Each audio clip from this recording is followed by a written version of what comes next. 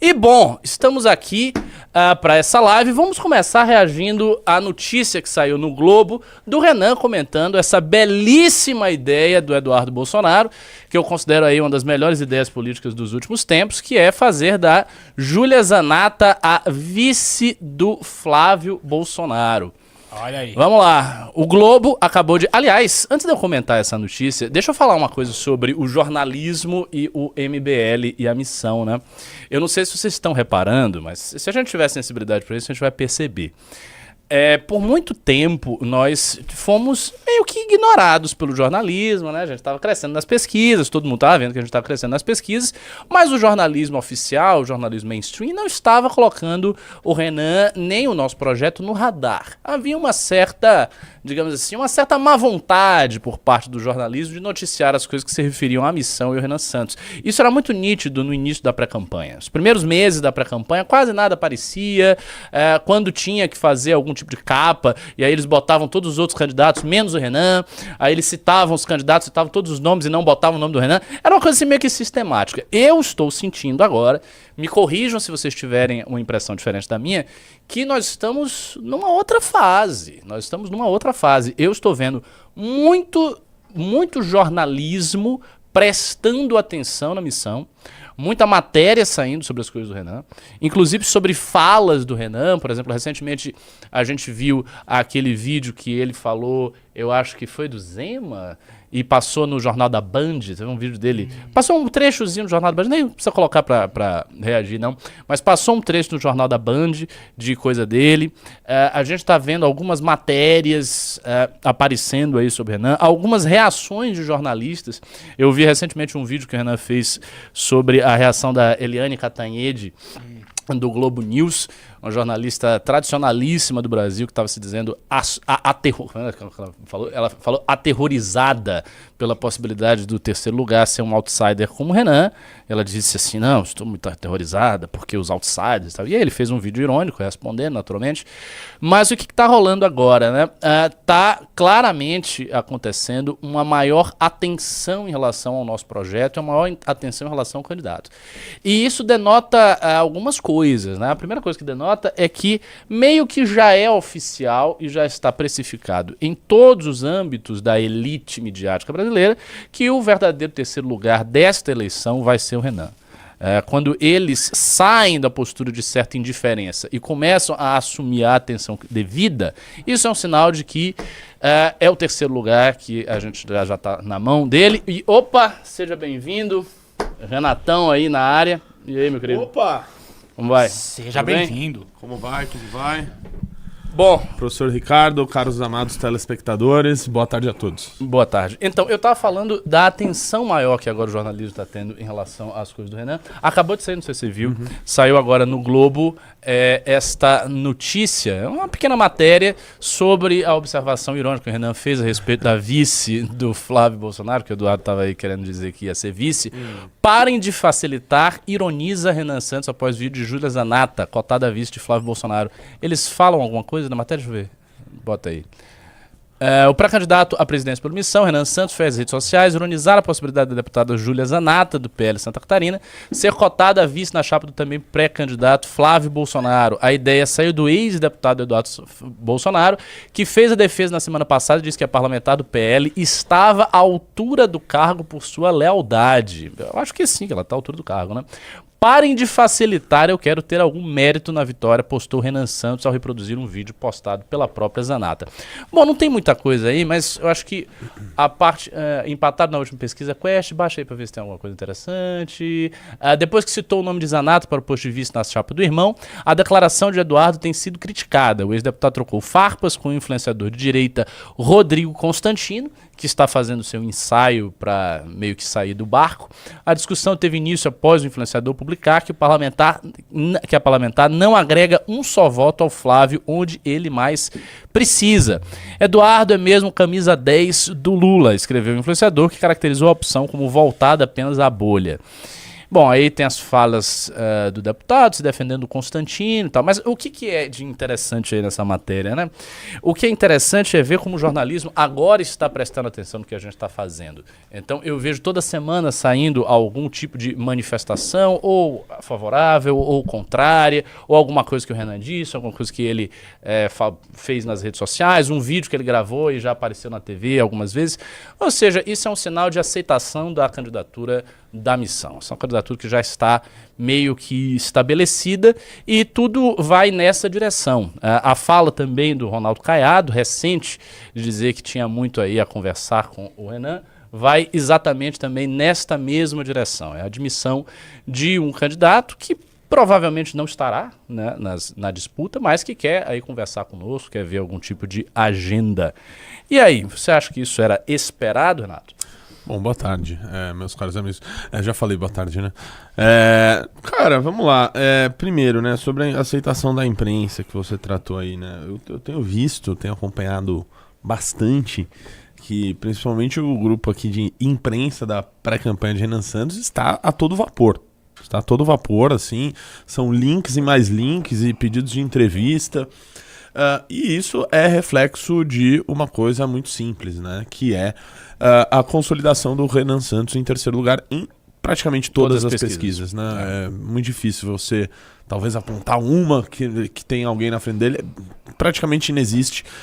Lembrando que, né, e nosso público não nos deixa mentir, que a gente foi desde o começo bastante claro qual seria aquela metodologia que a gente acredita que seja a mais próxima da real, né, que é a pesquisa Atlas Intel. A gente já falou isso nas últimas duas eleições, em que a Atlas também fez cobertura de eleições no Brasil, os resultados que vem se mostrando no mundo também, mas a gente vê que os outros institutos de pesquisa estão no que a gente acredita que é uma espécie de ajuste ao que está mostrando a pesquisa Atlas, tá?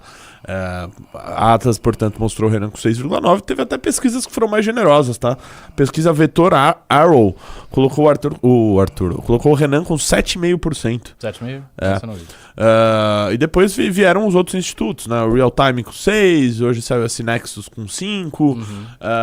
Parece que tem um outro tracking aí de uma outra pesquisa, não vou falar qual, que não é a Atlas, que também está dando uma porcentagem do Renan já perto da casa dos 2 dígitos.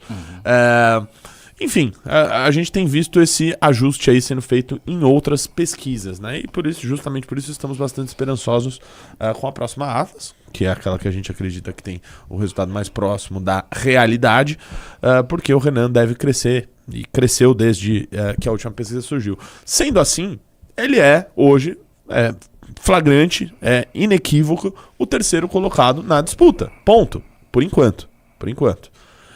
A partir disso, a mídia, que antes fazia uma cobertura muito grande, até exagerada, né, de candidatos que agora estão atrás de Renan Santos, vai ter que fazer o seu ajuste também. Da mesma forma que esses institutos de pesquisa fizeram ajustes, a imprensa também tem que fazer.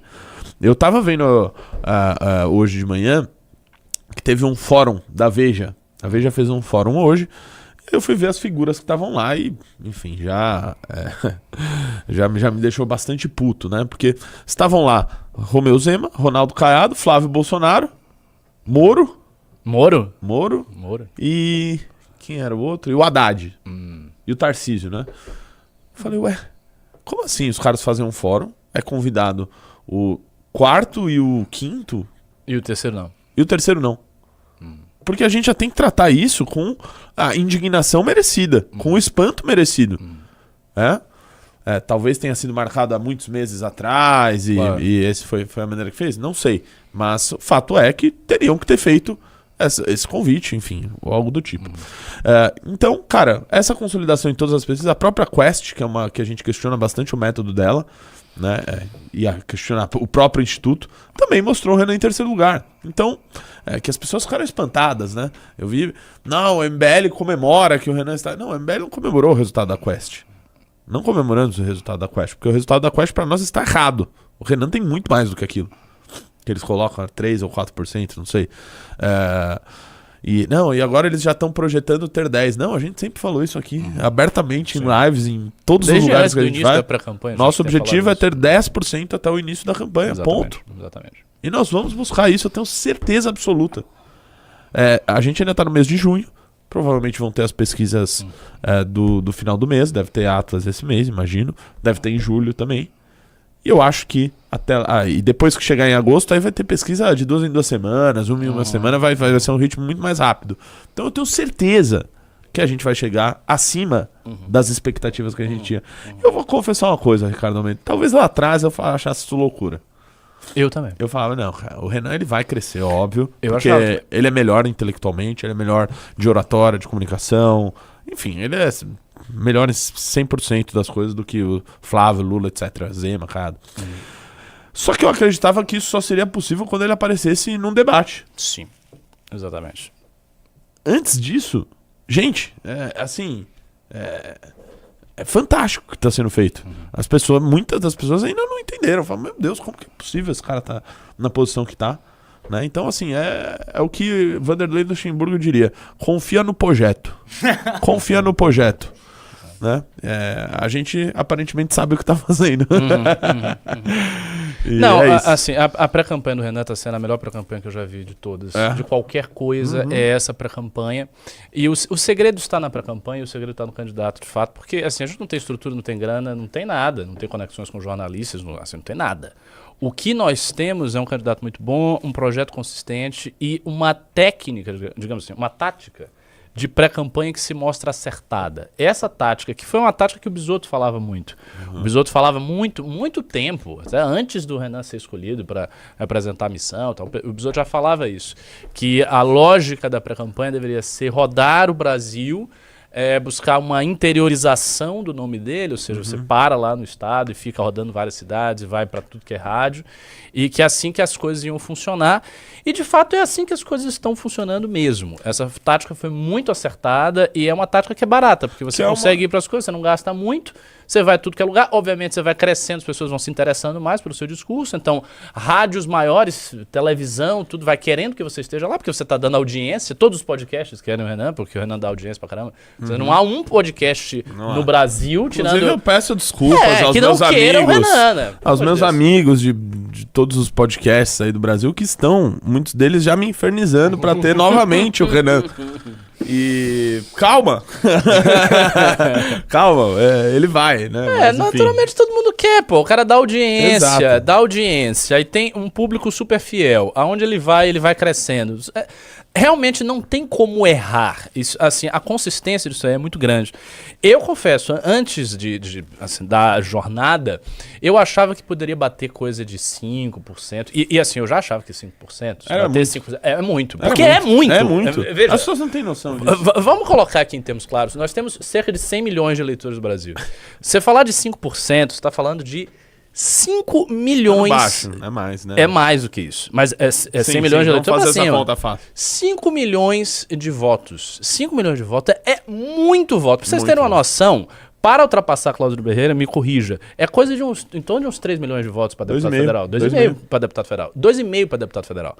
Se a gente está falando de 5, nós estamos falando do dobro para deputado federal e é muito fácil que haja, especialmente no caso do MBL da missão, que tem um voto muito engajado, uma transferência meio que automática. O cara que vota lá no 14, ele vai querer votar no deputado federal do 14, no deputado estadual do 14. Ele vai, 14, agora eu vou botar em quem? Eu vou botar um cara do Centrão, um cara no partido do Kassab. Isso não faz sentido nenhum. Então, a partir desta lógica aí, a gente tem um projeto que está muito consistente. Ó, pra vocês terem uma noção, em 2018, se eu não estou enganado, o Amoedo bateu coisa de 2,5%. Fez 2,5%. Isso aí, 2,5%. E fez 8 deputados federais. Teve uma taxa de transferência. E um governador. E um governador, é verdade. Se bem que o governador não foi do Bolsonaro. Mas os deputados federais não foi do Bolsonaro, não. Até porque o Bolsonaro tinha os deputados federais dele, do partido dele, do PSL. Então o que aconteceu foi, houve uma transferência de voto. Essa transferência foi ali em torno de 30 e poucos %. O Matheus falou que são 154 milhões de eleitores aptos. Então, 154 milhões. Se a gente tá falando... votar 100 milhões. Aí, então, 5 milhões, beleza, 5% dá, sei lá, 6 milhões. É muito voto. É muita coisa. É muito voto. E isso já é suficiente para você fazer bancada. Isso é suficiente para você ter um partido que aparece em tudo que é lugar. E eu já achava que se a gente batesse 5% na eleição, era tipo, pô, muito bom, primeiro ano, o partido acabou de ser feito, chapa pura, sabe? A gente não tem experiência de partido, a gente tem experiência de movimento, mas de partido ainda não tem. Então, assim, já estaria tipo, uau. Sim. Agora não, cara. Agora começa a ideia de você bater 10 na borda da eleição e você conseguir até virar o braço do Flávio Bolsonaro. Isso é verossímil. Tipo, isso não é absurdo. Sim. Não é assim um sonho. Você diz, não, sei lá, vamos ganhar. Não é isso. Há uma lógica disso aí. E veja, se a gente chega com 10% na borda da eleição, acontece aquela mágica que é o sujeito que vai votar, ele começa a encarar o terceiro lugar como um voto possível. Porque você não tá vendo um terceiro lugar com 2%. Sabe? O terceiro lugar com 2%, esquece, esse cara não vai fazer nada. Agora com 10% é outra coisa. 10% é viabilidade. E aí o nível de interesse, tanto da elite midiática, dos empresários, da galera com grana, dos políticos, vai pro céu. E do eleitorado também. E é isso que a gente precisa. Isso. Se a gente tiver essas duas coisas, a gente tem chance de ganhar a eleição mesmo, para valer. E mais do que isso, nós temos uma vantagem, que é a campanha do Flávio está sendo corroída. É uma campanha sem talento. O candidato é muito ruim, né? Então, é um candidato muito ruim. Ele não tem projeto. Ele agora está encalacrado com caso de corrupção. As decisões políticas e de marketing que o Flávio toma, eu sinceramente não sei quem é que está tomando essas decisões, porque são todas decisões muito estúpidas. Esse negócio dele tentar conseguir o voto da mulher desesperadamente, ele tenta e faz vários acenos e também não consegue, se consegue não muda nada. Ou seja, ele só está fazendo merda. Ele está todo cagado, está fazendo um monte de bosta, não está indo para lugar nenhum. E esse é o nosso aniversário. Então, graças a Deus, professor, antes, enquanto eu falo, você precisa pesquisar uma coisa. Quanto o Pablo Marçal tinha de intenção de voto em junho de 2024? Bela pergunta. E depois no início da campanha em agosto. Quero ver em junho, eu quero ver em maio, em junho, em agosto. Pronto, te dei uma missão difícil aí pra você precisar, mas dá uma olhada aí. Sei lá, pesquisa Datafolha, sei lá, escolhe aí o instituto. Vamos lá. Porque eu tenho uma suposição, tá? Eu acho que o Pablo Marçal, antes do início da campanha, não tinha 10%. Eu acho. Então, achei aqui. Em maio de 2024, ele tinha entre 8% e 10% nas principais pesquisas. 8 e 10. Em junho de 2024, ele tinha de 12% a 14%. Em agosto, ele tinha entre 21% e 31%. Tá, perfeito. Ok. Bom, se a gente fizer uma regra de 3, considerando que o Renan tenha 7% agora, que é uma estimativa conservadora. Olha, então, mas é que eu assisti o Renan ontem lá em Santarém, ele já falou já. E a gente tem trackings que o Renan já alcançou o patamar aí de... Pois é. Que a gente imaginava para agosto. Para agosto. Mas vamos ver se se confirma. Às vezes chega na véspera da pesquisa, às vezes não dá, não sei. Não, e por essa proporção, quando ele estava na borda da eleição, ele multiplica de junho... e de mais de 2 institutos diferentes. Ele multiplica. Ele tem em torno de 10 e na eleição ele tem 20? Isso. Então, ele começou na borda em maio da eleição. Com 10 e acabou a eleição entre 21% e 31%. E não, junho? Em junho ele tinha 12% a 14%. 12% e depois na eleição, no início da eleição. 21%. No início da eleição. No início, esse 21 eu não sei. Foi em maio. Em maio, 10%. Tá, você tá meio confuso com isso. Exatamente. Eu percebi. Em maio... Mas assim, a gente entendeu. Fazendo uma regra de 3, assim, o ponto que eu quero chegar é, mesmo numa estimativa conservadora, abaixo, tomando aí 7%, na eleição ele vai ter 10%.